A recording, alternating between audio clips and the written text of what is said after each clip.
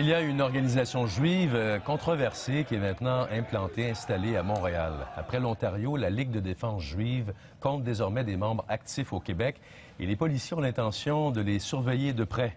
Alors voici ce qu'a appris Louis-Philippe Ouimet. Au lendemain de son passage à Montréal, le directeur de la Ligue de défense juive confirme que l'organisation torontoise aura une filiale au Québec dès ce mois-ci.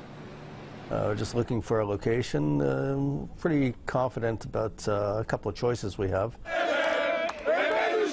La Ligue affirme qu'au Québec, elle veut combattre l'antisémitisme et surveiller des organisations extrémistes musulmanes.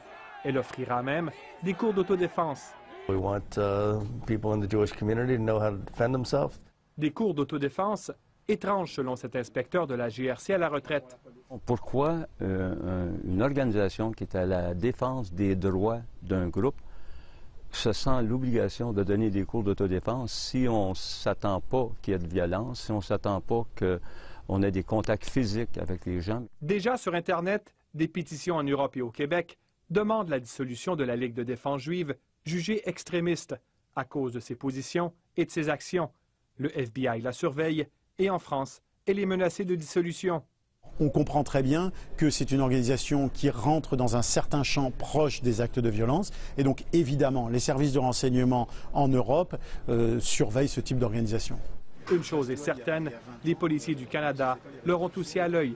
Il faut se dire, est-ce que c'est à ce type d'organisation ou pas d'exercer la défense d'une certaine catégorie de citoyens? La Ligue se défend d'être une organisation terroriste et son directeur promet que son groupe respectera les lois en vigueur.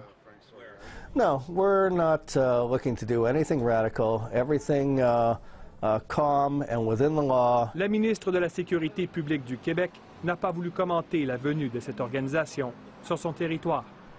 Ici Louis-Philippe Ouimet, Radio-Canada, Montréal.